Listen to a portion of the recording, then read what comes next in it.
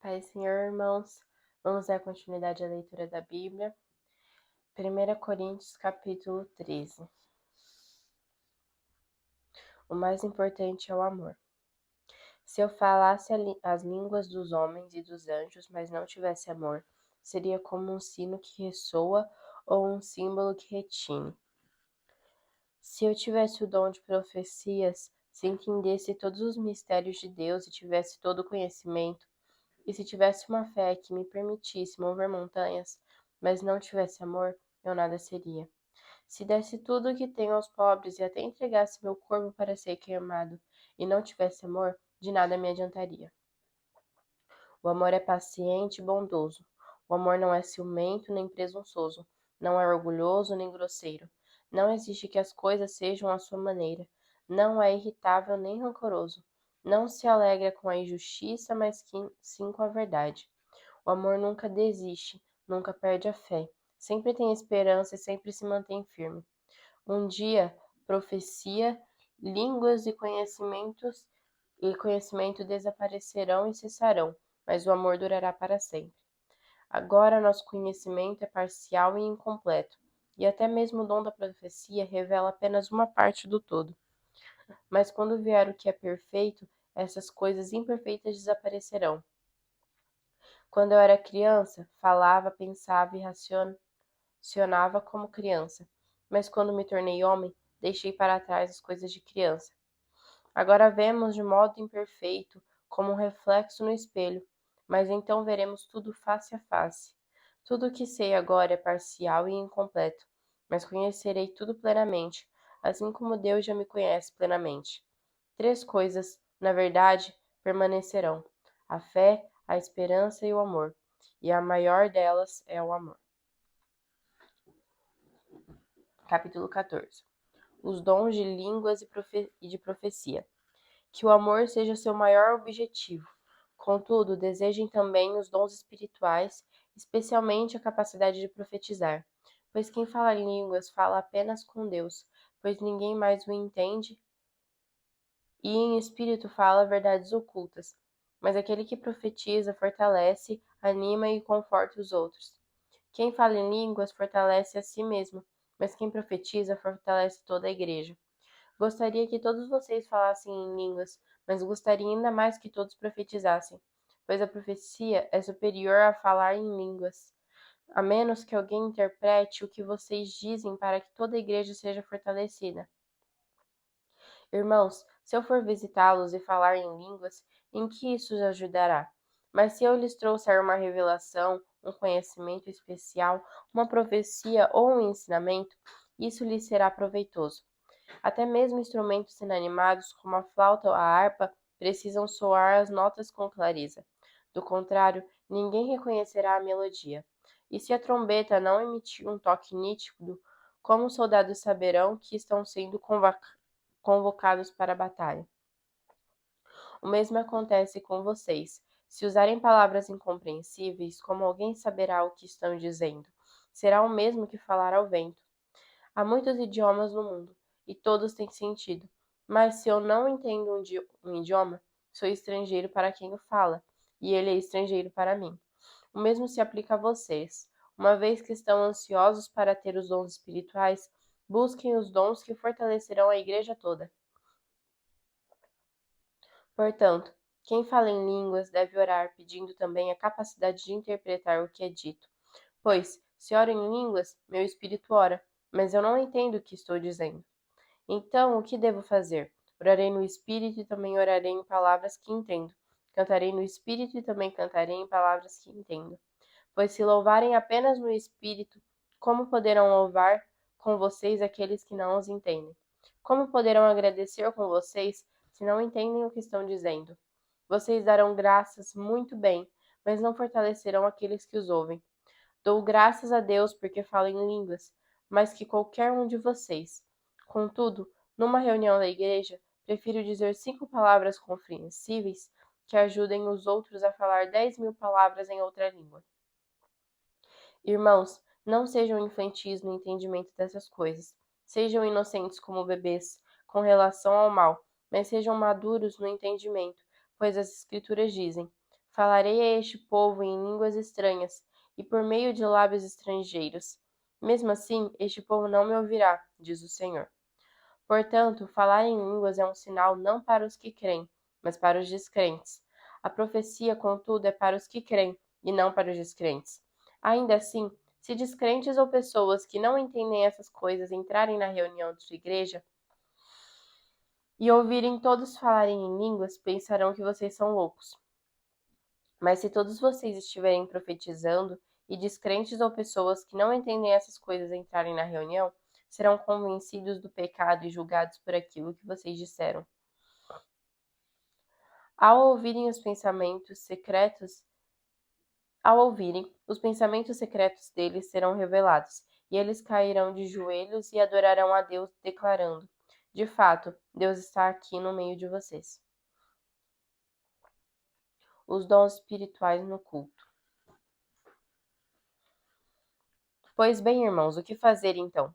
Quando vocês se reunirem, um cantará, o outro ensinará, o outro revelará, um falará em línguas e outro interpretará o que for dito.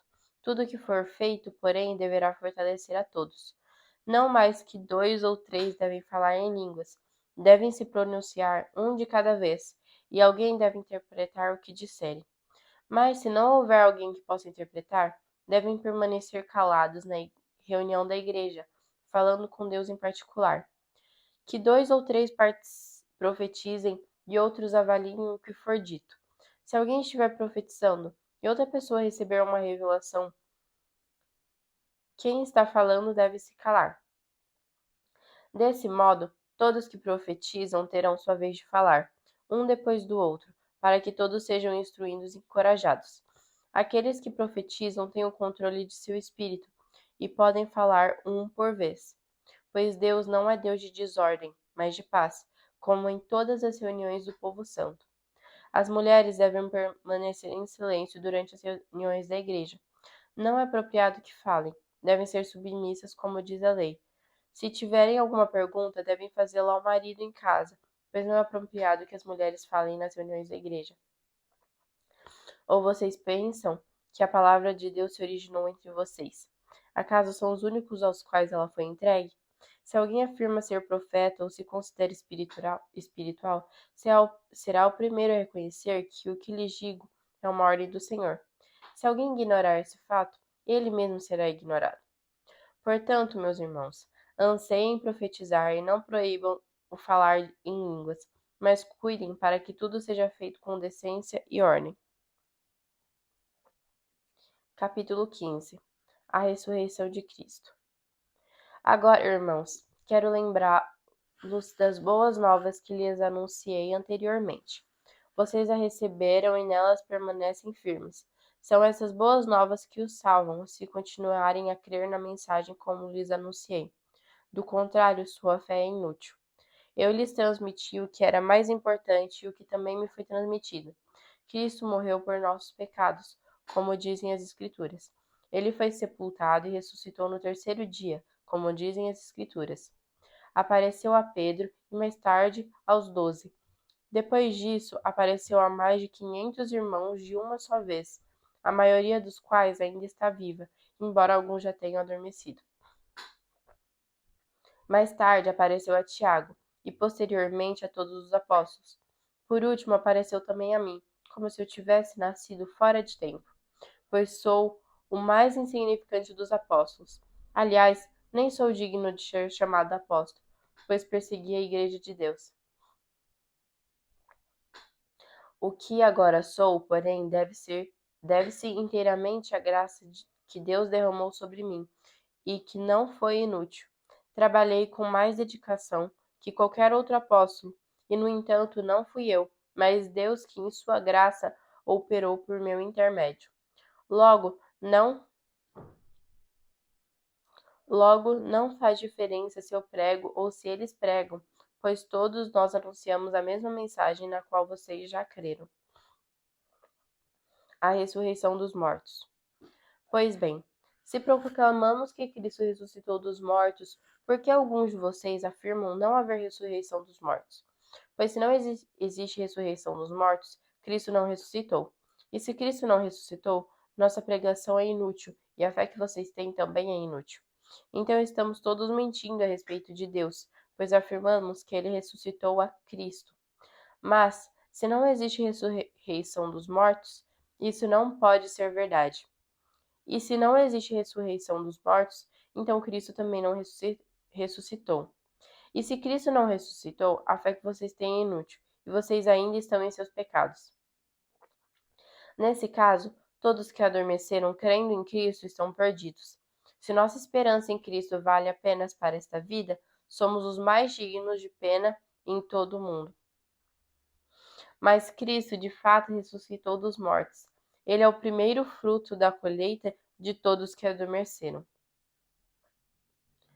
Uma vez que a morte entrou no mundo por meio de um único homem, agora a ressurreição dos mortos começou por meio de um só homem. Assim como todos morremos em Adão, todos que são de Cristo receberão nova vida. Mas essa ressurreição tem uma sequência. Cristo ressuscitou como o primeiro fruto da colheita, e depois todos que são de Cristo ressuscitarão quando ele voltar. Então virá o fim, quando ele entregará o reino a Deus, o Pai, depois de ter destruído todos os governantes e autoridades e todo o poder. Pois é necessário que Cristo reine até que tenha colocado todos os seus inimigos debaixo de seus pés. E o último inimigo a ser destruído é a morte. Pois as Escrituras dizem: Deus pôs todas as coisas sob a autoridade dele. Claro que quando se diz que todas as coisas estão sob a autoridade dele, isso não inclui aquele que conferiu essa autoridade a Cristo. Então, quando todas as coisas estiverem sob a autoridade do Filho, ele se colocará sob a autoridade de Deus, para que Deus, que deu a seu Filho autoridade sobre todas as coisas, seja absolutamente supremo sobre todas as coisas em toda parte. E o que dizer dos que se batizam em favor dos mortos? Se os mortos não ressuscitam, como dizem eles, porque se batizam em favor dos que já morreram? E nós? Por que arriscamos a vida o tempo todo? Pois eu afirmo, irmãos, que enfrento a morte diariamente, assim como afirmo meu orgulho daquilo que Cristo Jesus, nosso Senhor, fez em vocês. E se não haverá ressurreição dos mortos, de que me adiantou ter lutado contra feras, e isto é, aquela gente de Éfeso? Se não há ressurreição, comamos e bebamos, porque amanhã morreremos. Não se deixem enganar pelos que dizem essas coisas, pois as más companhias corrompem o bom caráter. Pensem bem sobre o que é certo e parem de pecar, pois para sua vergonha eu lhes digo que alguns de vocês não têm o menor conhecimento de Deus. O corpo ressurreto. Alguém pode perguntar: como os mortos ressuscitarão? Que tipo de corpo terão? Que perguntas tolas! A semente só cresce e se transforma em planta depois que morre. E aquilo que se coloca no solo não é a planta que crescerá, mas apenas uma semente de trigo ou de alguma outra planta. Então Deus lhe dá um novo corpo como ele quer. Um tipo diferente de planta cresce de cada tipo de semente. Da mesma forma, há tipos diferentes de carne.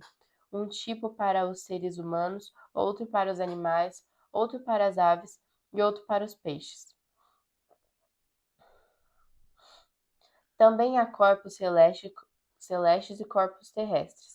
A glória dos corpos celestes é diferente da glória dos corpos terrestres.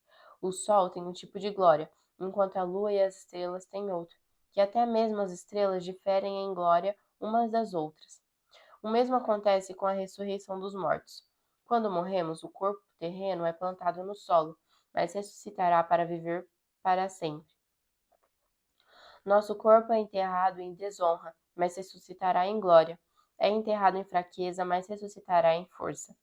É enterrado como corpo humano natural.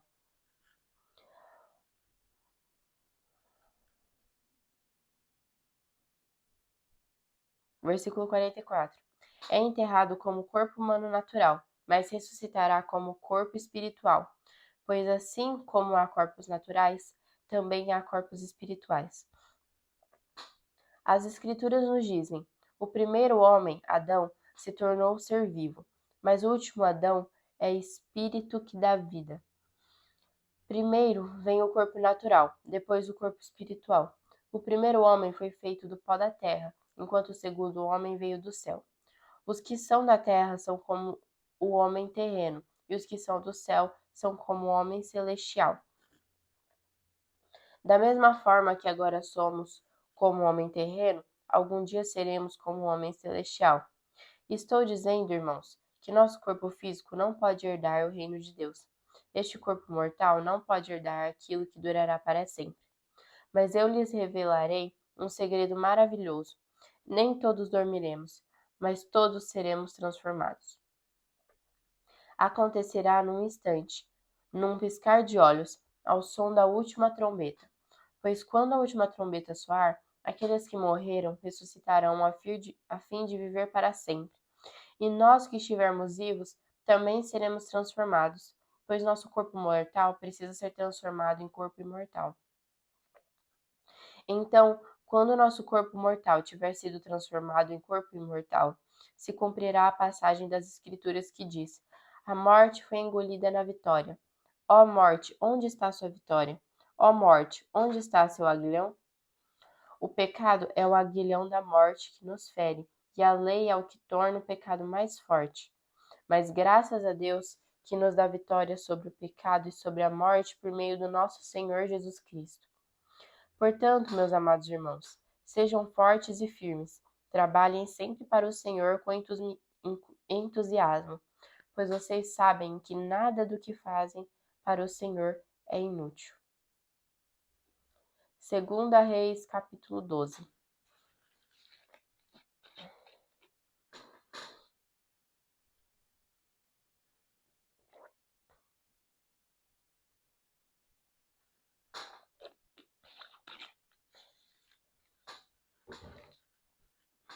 Joás faz reparos no templo.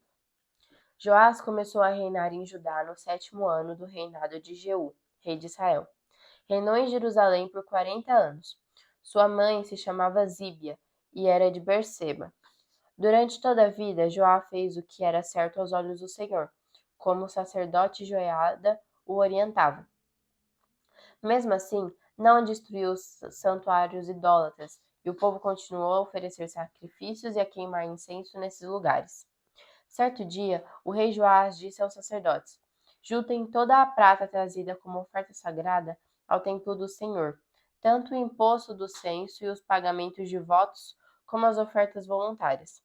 Cada sacerdote deve recolher a prata com um dos tesoureiros e usá-la para fazer os reparos necessários no templo. Contudo, no 23º ano do reinado de Joás, os sacerdotes ainda não haviam feito os reparos no templo. Então o rei Joás chamou Joiada e os outros sacerdotes e lhes perguntou: Por que ainda não fizeram os reparos no templo? Não recebam mais a prata dos tesoureiros, exceto a que foi usada para reparar o templo. Os sacerdotes concordaram em não aceitar mais a prata do povo e em deixar que outros assumissem a responsabilidade de fazer os reparos no templo. O sacerdote Joiada fez uma abertura na tampa de uma caixa grande e a colocou do lado direito do altar, na entrada do templo do Senhor. Os sacerdotes que guardavam a entrada colocavam na caixa todas as contribuições do povo. Sempre que a caixa ficava cheia, o secretário da corte e o sumo sacerdote pesavam a prata trazida ao templo do Senhor e a colocavam em sacolas. Entregavam a prata aos supervisores da construção, que a usavam para pagar os homens que trabalhavam no templo do Senhor, os carpinteiros, os construtores, os pedreiros e os cortadores de pedra. Também compravam a madeira e as pedras lavradas necessárias para fazer os reparos no templo do Senhor e pagavam outras despesas relacionadas à reforma do templo. A contribuição trazida ao templo não era usada para fazer taças de prata, nem cortadores de pavio, nem bacias, nem trombetas, nem outros utensílios de ouro ou prata para o templo do Senhor. Era entregue aos trabalhadores, que a usavam para fazer os reparos no templo.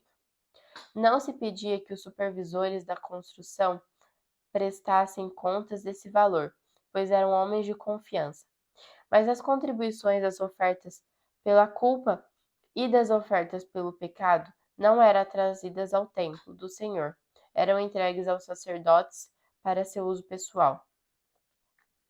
O final do reino de Joás. Nessa época, Hazael, rei da Síria, guerreou contra Gate e a conquistou. Então resolveu atacar Jerusalém. O rei Joás recolheu todos os objetos sagrados que Josafá, Jeorão e Acasias, os reis anteriores de Judá, tinham consagrado e os que ele mesmo consagrara. Enviou-os a Hazael junto com todo o ouro que havia na tesouraria do templo do Senhor e no palácio real. Com isso, Hazael suspendeu o ataque a Jerusalém. Os demais acontecimentos do reinado de Joás e tudo o que ele fez estão registrados no livro da história dos reis de Judá. Os oficiais de Joás conspiraram contra ele e o assassinaram em Bet-Milo, na estrada para Sila. Os oficiais que o assassinaram foram Josacar, filho de Simeate, e Jeozabade, filho de Somer. Joás foi sepultado com seus antepassados na cidade de Davi. Seu filho Amazias foi seu sucessor. Capítulo 13. Jeoacás reina em Israel.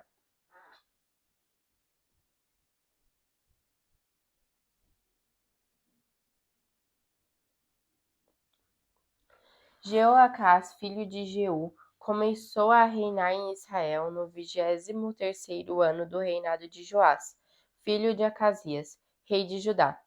Reinou em Samaria por 17 anos. Fez o que era mal aos olhos do Senhor. Seguiu o exemplo de Jeroboão, filho de Nebate, e persistiu nos pecados que Jeroboão havia levado Israel a cometer. O Senhor se irou grandemente com Israel e permitiu que Hazael, rei da Síria, e seu filho Ben-Hadad derrotassem os israelitas repetidas vezes. Então Jeoacás orou ao Senhor pedindo ajuda, e o Senhor atendeu a sua oração, pois viu como o rei da Síria oprimia Israel cruelmente. O Senhor providenciou um libertador para salvar os israelitas da tirania dos sírios, e Israel voltou a viver em segurança, como em outros tempos. Ainda assim, continuaram a seguir o mau exemplo de Jeroboão. Também permitiram que o poste de Azerá permanecesse em pé em Samaria. Por fim, o exército de Jeoacás foi reduzido a 50 cavaleiros, 10 carros de guerra e 10.000 soldados de infantaria.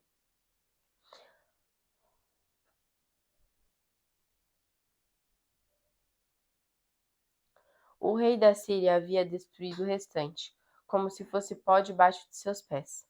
Os demais acontecimentos do reinado de Jeoacás, tudo o que ele fez e a extensão de seu poder estão registrados no livro da história dos reis de Israel. Quando Jeoacás morreu e se reuniu a seus antepassados, foi sepultado em Samaria. Seu filho Jeoás foi seu sucessor. Jeoás reina em Israel. Jeoás, filho de Jeoacás, começou a reinar em Israel no 37º ano do reinado de Joás, rei de Judá. Reinou em Samaria por 16 anos. Fez o que era mal aos olhos do Senhor. Não se afastou dos pecados que Jeroboão, filho de Nebate, havia levado Israel a cometer. Os demais acontecimentos do reinado de Jeoás e tudo o que ele fez, incluindo a extensão do seu poder e a guerra contra Amazias, estão registrados no livro da história dos reis de Israel. Quando Jeoás morreu e se reuniu a seus antepassados, foi sepultado em Samaria, com os reis de Israel. Seu filho Jeroboão II foi seu sucessor. A profecia final de Eliseu. Quando Eliseu estava sofrendo da doença da qual morreria, Jeoás, rei de Israel, o visitou e chorou por ele, dizendo: meu pai, você era como os carros de guerra de Israel e seus cavaleiros. Eliseu lhe disse: pegue um arco e algumas flechas. E o rei fez o que ele pediu. Então Eliseu lhe disse: põe a mão sobre o arco, e pôs suas mãos sobre as mãos do rei. Em seguida ordenou: abra a janela que dá para o leste. E o rei a abriu. Depois Eliseu disse: atire. E o rei atirou uma flecha. Essa é a flecha do Senhor, anunciou Eliseu. É uma flecha de vitória sobre a Síria, pois você conquistará completamente os sírios em Afeque. Depois Eliseu disse: agora pegue as outras flechas e atire-as contra o chão. O rei pegou as flechas e atirou-as contra o chão 3 vezes. O homem de Deus se irou com ele. Você deveria ter atirado contra o chão 5 ou 6 vezes, exclamou. Assim teria ferido os sírios até que fossem completamente destruídos. Agora você será vitorioso apenas 3 vezes. Eliseu morreu e foi sepultado. Grupos de saqueadores moabitas costumavam invadir a terra na virada do ano. Certa vez, enquanto alguns israelitas sepultavam um homem, viram um desses bandos. Rapidamente jogaram o corpo no túmulo de Eliseu e fugiram. Assim que o corpo tocou os ossos de Eliseu, o homem voltou à vida e se pôs em pé.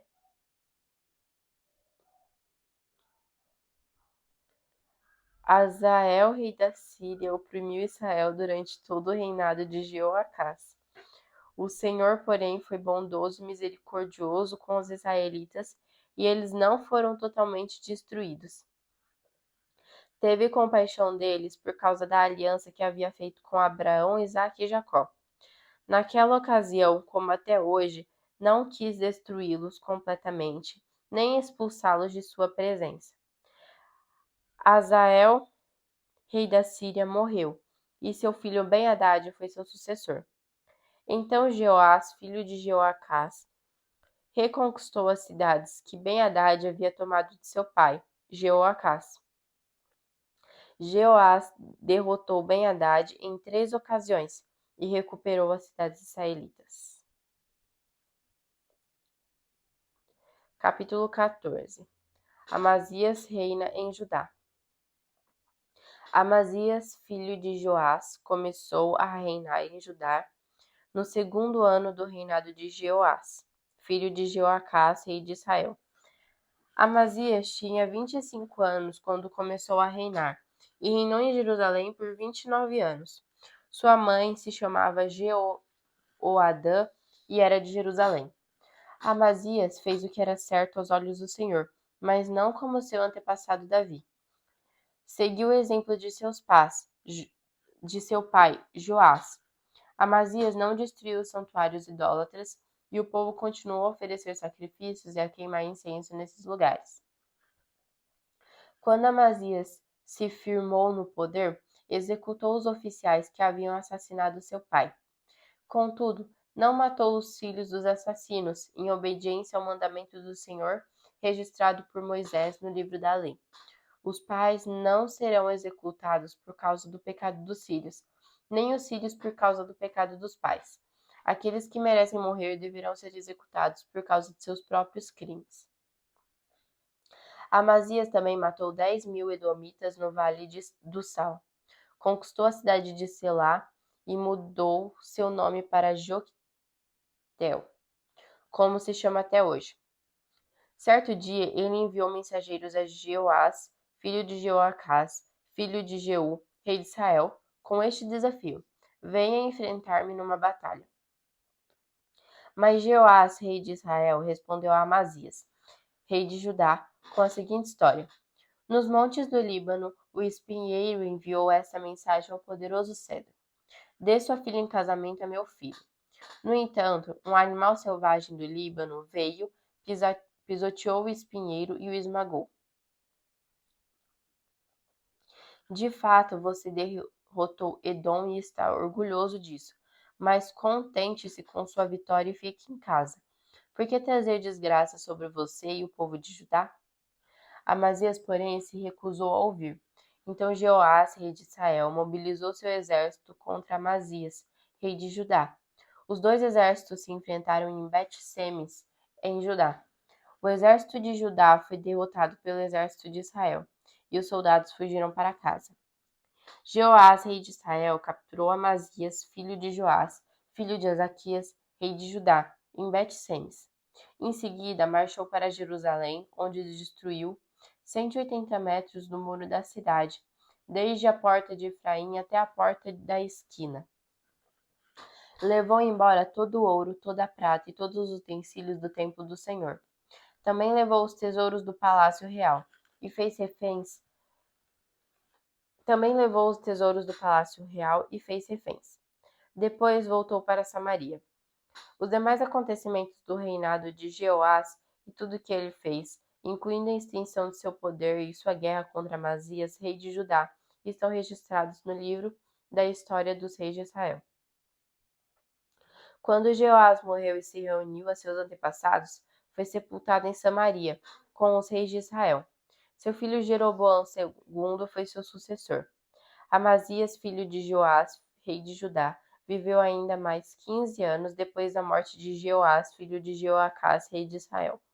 Os demais acontecimentos do reinado de Amazias estão registrados no livro da história dos reis de Judá.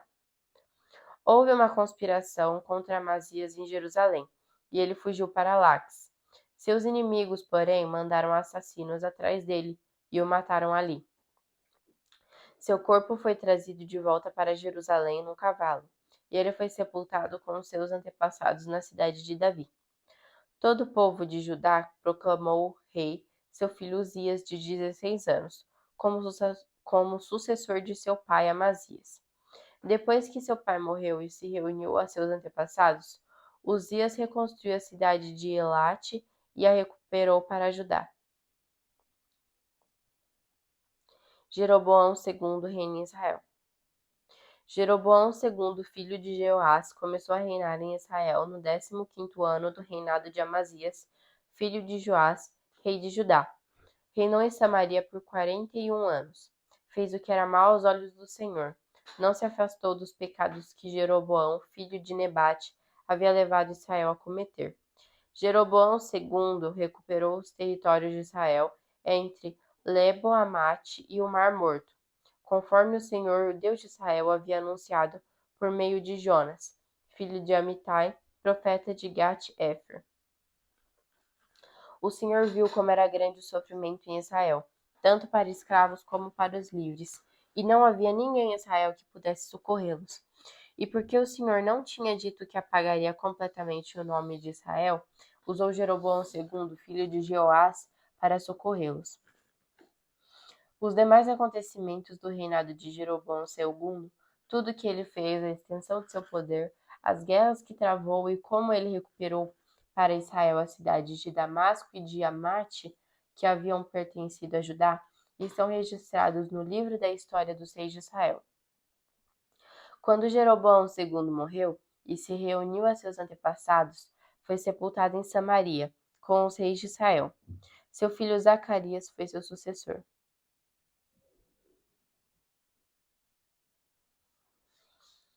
Capítulo 15. Uzias reina em Judá.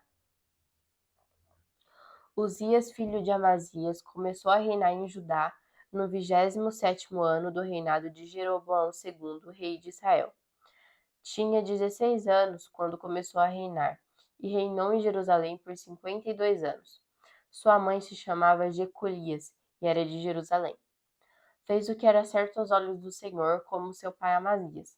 Contudo, não destruiu santuários idólatras, e o povo continuou a oferecer sacrifícios e a queimar incensos nesses lugares. O Senhor feriu o rei com lepra, enfermidade que durou até o dia de sua morte. Vivia isolado numa casa separada. Jotão, filho do rei, tomava conta do palácio e governava o povo. Os demais acontecimentos do reinado de Uzias e tudo o que ele fez estão registrados no livro da história dos reis de Judá. Quando Uzias morreu, foi sepultado com seus antepassados na cidade de Davi. Seu filho Jotão foi seu sucessor.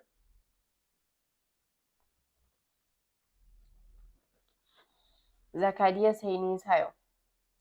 Zacarias, filho de Jeroboão II, começou a reinar em Israel no 38º ano do reinado de Uzias, rei de Judá. Reinou em Samaria por 6 meses. Fez o que era mal aos olhos do Senhor, como seus antepassados.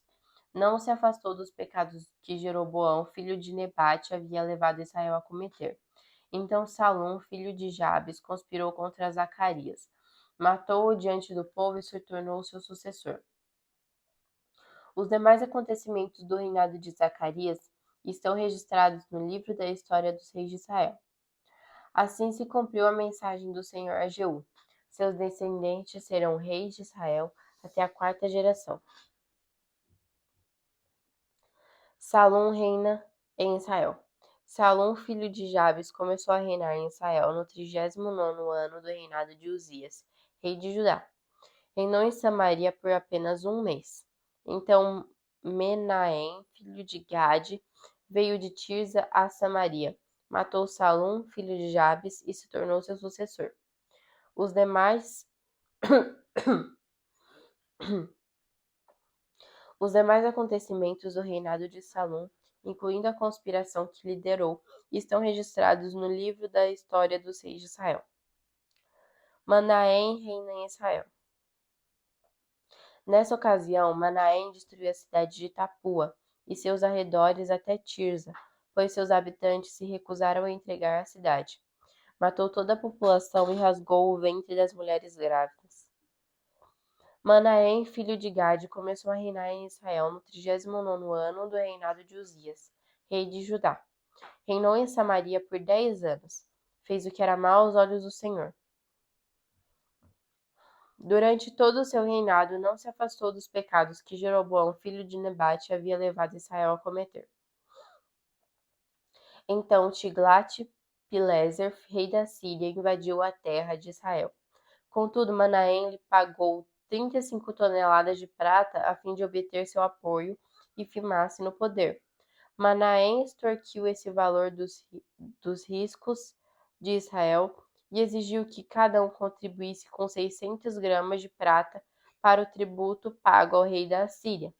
Assim, o rei da Assíria parou de atacar Israel e foi embora. Os demais acontecimentos do reinado de Manaém e tudo o que ele fez estão registrados no livro da história dos reis de Israel. Quando Manaém morreu e se reuniu a seus antepassados, seu filho Pecaías se tornou seu sucessor. Pecaías reina em Israel. Pecaías, filho de Manaém, começou a reinar em Israel no 50º ano do reinado de Uzias, rei de Judá. Reinou em Samaria por 2 anos. Fez o que era mal aos olhos do Senhor. Não se afastou dos pecados que Jeroboão, filho de Nebate, havia levado Israel a cometer. Então Peca, filho de Remalias e comandante do exército de Pecaías, conspirou contra ele. Acompanhado de 50 homens de Gileade, assassinou o rei, e também Argobe e Arié na fortaleza do palácio em Samaria. E Peca se tornou seu sucessor. Os demais acontecimentos do reinado de Pecaías e tudo que ele fez estão registrados no livro da história dos reis de Israel. Peca reina em Israel. Peca, filho de Remalias, começou a reinar em Israel no 52º ano do reinado de Uzias, rei de Judá. Reinou em Samaria por 20 anos. Fez o que era mal aos olhos do Senhor. Não se afastou dos pecados que Jeroboão, filho de Nebate, havia levado Israel a cometer. Durante o reinado de Peca, Tiglat-Pileser, rei da Síria, atacou Israel novamente e conquistou a cidade de Ijon, Abel-Bet-Maaca, Janoa, Quedes e Azor. Também conquistou as regiões de Gileade da Galileia e todo o território de Naftali e levou os habitantes cativos para a Síria. Então Oséias, filho de Elá, conspirou contra Peca, filho de Remalias, e o assassinou. Começou a reinar em Israel no 20º ano do reinado de Jotão, filho de Uzias. Os demais acontecimentos do reinado de Peca e tudo o que ele fez estão registrados no livro da história dos reis de Israel. Jotão reina em Judá. Jotão, filho de Uzias, começou a reinar em Judá no 2º ano do reinado de Peca, filho de Remalias, rei de Judá. Tinha 25 anos quando começou a reinar, e reinou em Jerusalém por 16 anos. Sua mãe se chamava Jerusa e era filha de Zadoque. Jotão fez o que era certo aos olhos do Senhor, como seu pai Uzias. Contudo, não destruiu os santuários idólatras, e o povo continuou a oferecer sacrifícios e a queimar incenso nesses lugares. Jotão reconstruiu a porta superior do templo do Senhor. Os demais acontecimentos do reinado de Jotão e tudo que ele fez estão registrados no livro da história dos reis de Judá. Naqueles dias, o Senhor começou a instigar Rezim, rei da Síria, e Peca, filho de Remalias, a atacarem Judá. Quando Jotão morreu, foi sepultado com seus antepassados na cidade de Davi. Seu filho Acás foi seu sucessor. Capítulo 16. Acás reina em Judá. Acás, filho de Jotão, começou a reinar em Judá no 17º ano do reinado de Peca, filho de Remalias. Tinha 20 anos quando começou a reinar, e reinou em Jerusalém por 16 anos. Ao contrário de seu antepassado Davi, não fez o que era certo aos olhos do Senhor, seu Deus. Em vez disso, seguiu o exemplo dos reis de Israel e até sacrificou seu filho no fogo. Desse modo, seguiu as práticas detestáveis das nações que o Senhor havia expulsado da terra diante dos israelitas. Ofereceu sacrifícios e queimou incenso nos santuários idólatras nos montes e debaixo de toda árvore verdejante. Então Rezim, rei da Síria, e Peca, filho de Remalias, rei de Israel, subiram para atacar Jerusalém. Cercaram Acás, mas não conseguiram derrotá-lo. Nessa época, o rei de Edom recuperou a cidade de Elate para os edomitas. Expulsou o povo de Judá e colocou edomitas para morarem ali, onde estão até hoje. O rei Acás enviou mensageiros para dizer a Tiglat-Pileser, rei da Assíria: Sou seu servo e seu súdito. Venha salvar-me dos exércitos da Síria e de Israel que estão me atacando. Então Acás pegou a prata e o ouro do templo do Senhor e dos tesouros do palácio e os enviou como pagamento para o rei da Assíria. O rei da Assíria atendeu ao pedido e atacou Damasco, a capital da Síria, e deportou seus habitantes para Quir. Também matou Rezim, rei da Síria. Então o rei Acás foi a Damasco para encontrar-se com Tiglat-Pileser, rei da Síria. Enquanto estava lá, viu o altar da cidade e enviou ao sacerdote Urias um modelo e um desenho detalhado do altar. O sacerdote Urias seguiu as instruções do rei e construiu um altar exatamente igual, que ficou pronto antes do rei voltar de Damasco. Quando o rei voltou, viu o altar e ofereceu sacrifícios sobre ele. Apresentou um holocausto, uma oferta de cereal e uma oferta derramada e aspergiu o altar com o sangue de uma oferta de paz. O rei Acás removeu o antigo altar de bronze de seu lugar, na frente do templo do Senhor, entre o novo altar e a entrada, e o colocou do lado norte do novo altar. Disse ao sacerdote Urias: Use o novo altar para o holocausto de amanhã, para a oferta de cereal da tarde, para o holocausto e a oferta de cereal do rei, e para o holocausto a oferta de cereal e a oferta derramada de todo o povo. Com o sangue de todos os holocaustos e sacrifícios, faça a aspersão sobre o novo altar. O altar de bronze será apenas para o meu uso pessoal. Urias fez como o rei Acás ordenou. Depois o rei Acás tirou os painéis e as bacias das 10 bases móveis usadas para levar água. Também removeu o grande tanque de bronze chamado Mar de Cima dos Tesouros e colocou. Versículo 17. Depois o rei Acás tirou os painéis e as bacias das 10 bases móveis usadas para levar água. Também removeu o grande tanque de bronze chamado Mar, de cima dos tesouros, e o colocou sobre o pavimento de pedra. Por causa do rei da Assíria, removeu a abertura construída dentro do templo para ser usada aos sábados, bem como a entrada externa do rei para o templo do Senhor. Os demais acontecimentos do reinado de Acás e tudo o que ele fez estão registrados no livro da história dos reis de Judá. Quando Acás morreu, foi sepultado com os seus antepassados na cidade de Davi. Seu filho Ezequias foi seu sucessor.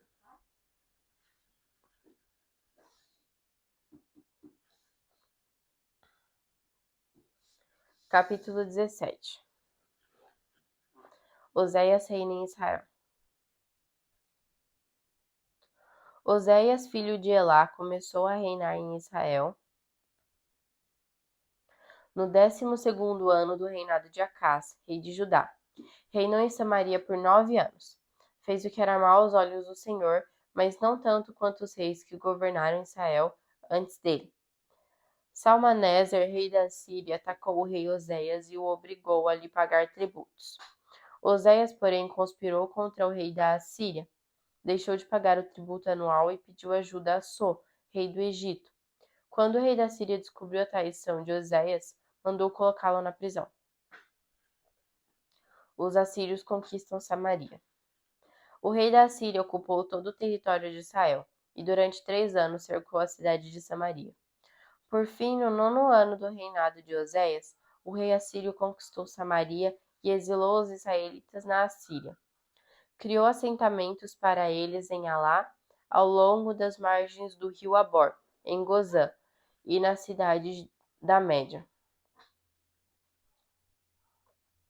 Isso aconteceu porque os israelitas adoraram outros deuses.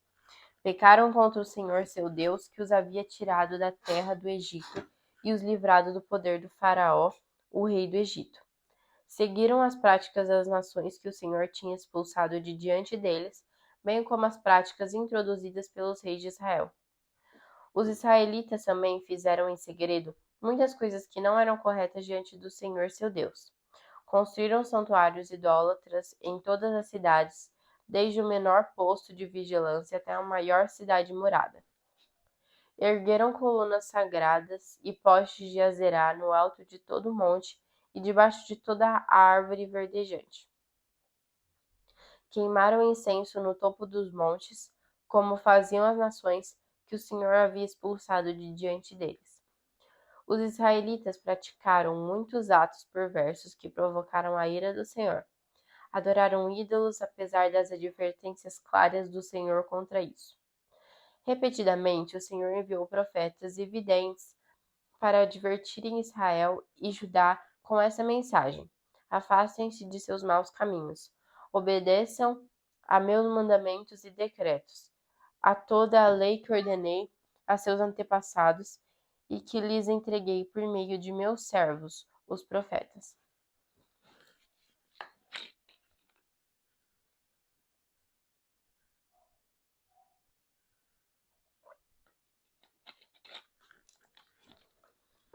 Versículo 14. Mas os israelitas se recusaram a ouvir. Foram tão teimosos quanto seus antepassados que não quiseram crer no Senhor, seu Deus. Rejeitaram seus decretos e a aliança que ele havia feito com seus antepassados e desprezaram todas suas advertências. Adoraram ídolos inúteis, de modo que eles próprios se tornaram inúteis. Seguiram o exemplo das nações ao redor e desobedeceram a ordem do Senhor para que não as imitassem. Rejeitaram todos os mandamentos do Senhor seu Deus e fizeram 2 bezerros de metal. Ergueram um poste de Azerá e adoraram Baal e todos os astros do céu. Chegaram a sacrificar os próprios filhos e filhas no fogo. Consultaram adivinhos, praticaram feitiçaria, venderam-se para fazer o que é mal aos olhos do Senhor e provocaram sua ira. O Senhor se indignou muito com Israel e o expulsou de sua presença. Com isso, restou somente a tribo de Judá. Mesmo o povo de Judá, porém, não obedeceu aos mandamentos do Senhor seu Deus, pois seguiu as práticas perversas introduzidas por Israel. O Senhor rejeitou todos os descendentes de Israel. Como castigo, entregou-os a seus inimigos até que expulsou Israel de sua presença.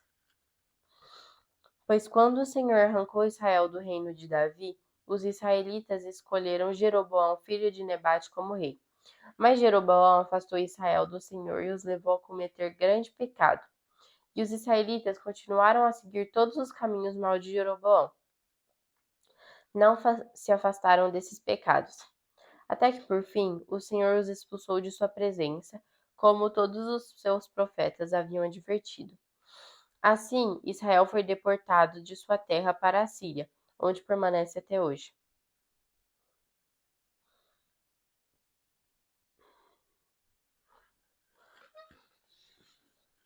Estrangeiros se estabelecem em Israel. O rei da Síria trouxe povos da Babilônia, de Cuta, de Ava, de Amate, de Sepharvaim, e os estabeleceu na cidade de Samaria, em lugar dos israelitas. Eles tomaram posse de Samaria e habitaram em suas cidades.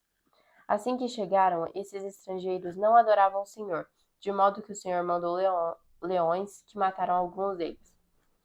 Por isso enviaram uma mensagem ao rei da Síria. O povo que o Senhor deportou para a cidade de Samaria não conhece os costumes do Deus da terra. Ele mandou leões para destruí-los, porque não conhecem suas exigências. Então o rei da Síria deu esta ordem: enviem um dos sacerdotes exilados de volta a Samaria. Ele viverá ali e ensinará aos novos habitantes os costumes do Deus da terra. Um dos sacerdotes exilados de Samaria voltou a Betel e ensinava os novos habitantes a adorarem corretamente o Senhor. Contudo, cada um desses povos estrangeiros continuou a fazer seus deuses e a adorá-los. Em todas as cidades onde habitavam, colocaram seus ídolos nos santuários idólatras que o povo de Samaria havia construído. Os da Babilônia adoravam as imagens do deus Sucote-Benote. Os de Cuta adoravam o deus Nergal. Os de Amate adoravam o deus Azima. Os aveus adoravam os deuses Nibás e Tartate. E o povo de Sepharvaim até queimava os próprios filhos como sacrifícios aos deuses Adrameleque e Anameleque. Esses novos habitantes adoravam o Senhor, mas também nomeavam qualquer pessoa como sacerdote para oferecer sacrifícios nos lugares de culto.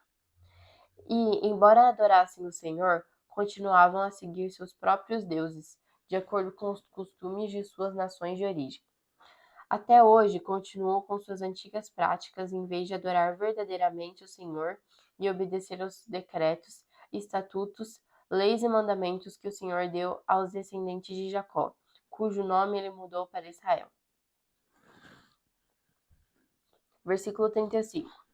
Pois o Senhor havia feito uma aliança com eles e ordenado: não adorem outros deuses, nem se prostrem diante deles, não os sirvam nem lhes ofereçam sacrifícios. Adorem somente o Senhor que os tirou do Egito com grande força e com braço poderoso. Curvem-se somente diante dele e ofereçam sacrifícios a ele somente. Tomem sempre cuidado de obedecer aos decretos, estatutos, leis e mandamentos que ele lhes prescreveu. Não adorem outros deuses. Não se esqueçam da aliança que fiz com vocês, e não adorem outros deuses. Adorem somente o Senhor, seu Deus. Ele os livrará de todos os seus inimigos. Mas o povo se recusou a ouvir e continuou com suas antigas práticas.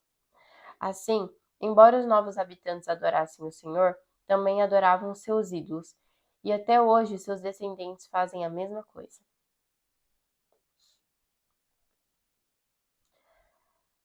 Miqueias, capítulo 3.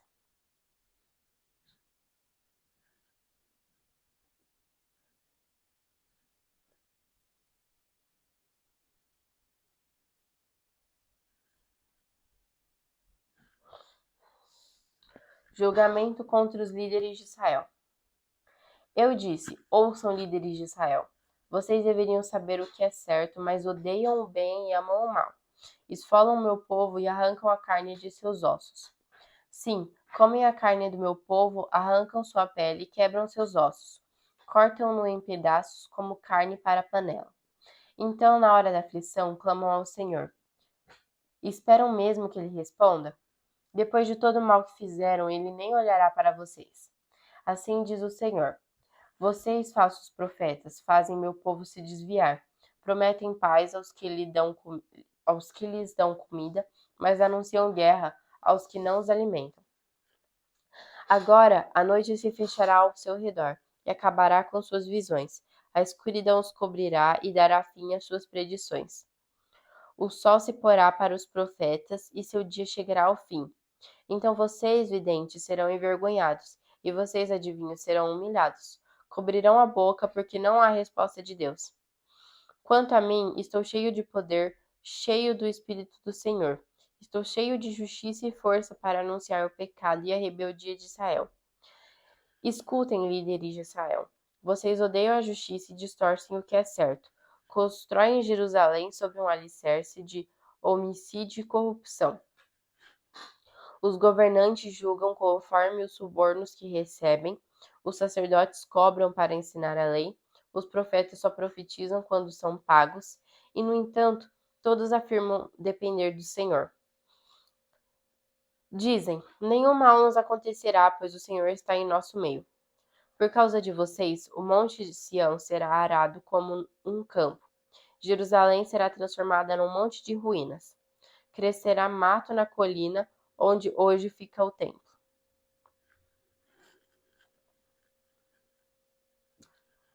Capítulo 4.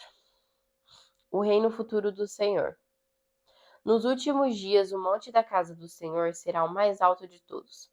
Será elevado acima das colinas e povos de todo o mundo irão até lá. Gente de muitas nações virá e dirá: venham, subamos ao monte do Senhor, à casa do Deus de Jacó. Ali ele nos ensinará como devemos viver e andaremos em seus caminhos. Pois a lei do Senhor sairá de Sião, sua palavra sairá de Jerusalém. O Senhor será mediador entre povos e resolverá conflitos entre nações poderosas e distantes. Elas forjarão suas espadas para fazer arados e transformarão suas lanças em podadeiras. As nações já não lutarão entre si, nem treinarão mais para a guerra. Todos viverão em paz, sentados sob suas videiras e figueiras, pois não haverá nada a temer. Assim prometeu o Senhor dos Exércitos. Embora as nações ao redor sigam seus deuses, nós seguiremos o Senhor, nosso Deus, para sempre. Israel volta do exílio. Naquele dia, diz o Senhor, reunirei os fracos, os que foram exilados, aqueles a quem feri.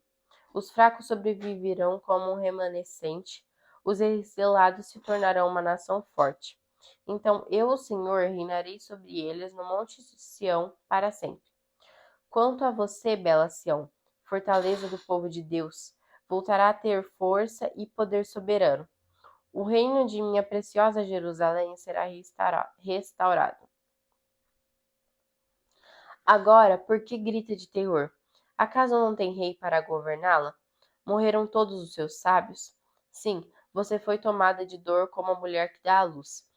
Ó habitantes da bela Sião, contorçam-se e gemam, porque... Não, perdão. Versículo 10. Ó habitantes da bela Sião, contorçam-se e gemam, como a mulher em trabalho de parto, pois terão de deixar a cidade para morar nos campos. Vocês serão enviados ao exílio na distante Babilônia. Ali, porém, o Senhor os libertará. Ele os livrará das garras de seus inimigos. Agora muitas nações se reunirão contra você, dizendo: que ela seja profanada. Vejamos a destruição de Sião. Mas elas não conhecem os pensamentos do Senhor, nem entendem seu plano. Essas nações não sabem que ele as reúne para serem batidas e pisadas, como feixes de cereal na eira. Levante-se e esmague as nações, ó bela Sião, pois eu lhe darei chifres de ferro e cascos de bronze, para que pisoteiem muitas nações até despedaçá-las.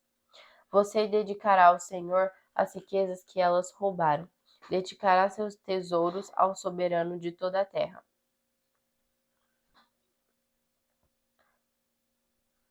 Capítulo 5. Mobilizem-se, reúnam suas tropas. O inimigo cerca Jerusalém. Como uma vara ferirá o rosto do líder de Israel. Um governante de Belém. Mas você, ó Belém Efrata, é apenas uma pequena vila entre todo o povo de Judá. E, no entanto, um governante de Israel, cujas origens são do passado distante, sairá de vocês em meu favor. O povo de Israel será entregue a seus inimigos até que a mulher em trabalho de parto dê à luz. Por fim, seus compatriotas voltarão do exílio para sua própria terra. Ele se levantará para conduzir seu rebanho com a força do Senhor e a majestade do nome do Senhor, seu Deus. Então seu povo viverá tranquilo, pois ele será exaltado em todo o mundo e será a fonte de paz. Quando os assírios invadirem nossa terra e romperem nossas defesas, nomearemos 7 pastores para nos proteger, 8 príncipes para nos conduzir. Eles conquistarão a Assíria com a espada e entrarão pelas portas da terra de Nimrod. Ele nos livrará dos assírios quando eles passarem pelas fronteiras para invadir nossa terra. A purificação do remanescente. Então o remanescente de Israel ocupará seu lugar entre as nações. Será como orvalho enviado pelo Senhor, como a chuva que cai sobre a grama, que ninguém é capaz de conter e ninguém consegue deter. Sim, o remanescente de Israel ocupará seu lugar entre as nações. Será como o leão entre os animais no bosque, como o leão forte no meio de rebanho de ovelhas, que as ataca e as despedaça quando passam, sem que ninguém as livre. Versículo 9. O povo de Israel enfrentará seus adversários e todos os seus inimigos serão exterminados. Naquele dia, diz o Senhor, matarei seus cavalos e destruirei seus carros de guerra. Derrubarei seus muros e demolirei suas fortalezas. Acabarei com a prática da feitiçaria e não haverá mais adivinhos. Destruirei seus ídolos e suas colunas sagradas, para que vocês nunca mais adorem as obras de suas mãos. Acabarei com seus santuários e postes de Acerá e destruirei suas cidades. Com terrível ira, derramarei minha vingança sobre todas as nações que não me obedeceram. Capítulo 6. As acusações do Senhor contra Israel. Ouçam o que o Senhor diz. Levantem-se e apresentem sua causa, que os montes e as colinas sejam testemunhas de suas queixas. E agora, ó montes e firmes alicerces da terra, ouçam a queixa do Senhor. Ele julgará seu povo, fará acusações contra Israel. Ó meu povo, o que fiz para se cansarem de mim? Respondam-me. Eu os tirei do Egito e os resgatei da escravidão. Enviei Moisés, Arão e Miriam para guiá-los. Ó meu povo, não se lembra de como Balaque, rei de Moabe, planejou que você fosse amaldiçoado e como em vez disso Balaão, filho de Beor, os abençoou? Não recorda sua viagem do vale de Acaças a Gilgal, quando eu, o Senhor, lhe revelei minha fidelidade? Que podemos apresentar ao Senhor? Devemos trazer holocaustos ao Deus Altíssimo? Devemos nos prostrar diante dele como ofertas e bezerros de um ano? Devemos oferecer ao Senhor milhares de carneiros e 10.000 rios de azeite? Devemos sacrificar nossos filhos mais velhos para pagar por nossos pecados? Ó povo, o Senhor já lhe declarou o que é bom e o que ele requer de você: que pratique a justiça, ame a misericórdia e ande humildemente com o seu Deus. A culpa e o castigo de Israel. Se forem sábios, temam o Senhor. Sua voz clama a todos em Jerusalém. Ouçam os exércitos de destruição. O Senhor os envia. Que direi sobre as casas dos perversos, cheias de tesouros obtidos pelo engano? E quanto à prática repulsiva de calcular cereais com medidas falsas? Como posso acertar seus comerciantes que usam balanças e pesos desonestos? Os ricos entre vocês enriqueceram por meio da extorsão e violência. Seus habitantes estão acostumados a mentir. Sua língua não consegue mais dizer a verdade. Por isso eu a farei sofrer. Em ruínas a deixarei por causa de seus pecados. Você comerá, mas nunca se saciará. Continuará a sentir as dores de fome. E embora tente economizar alguma coisa, no fim nada lhe sobrará. O pouco que você ajuntar, darei àqueles que a conquistarem. Você semeará plantações, mas não as colherá. Espremerá azeitonas, mas não terá óleo suficiente para se ungir. Pisará uvas, mas não obterá suco para fazer vinho. Você obedece apenas às leis do rei Onri e segue apenas as práticas do rei Acabe. Por isso farei de você um exemplo e a levarei à ruína. Será tratada como desprezo e insultada por todos que a virem. Amém.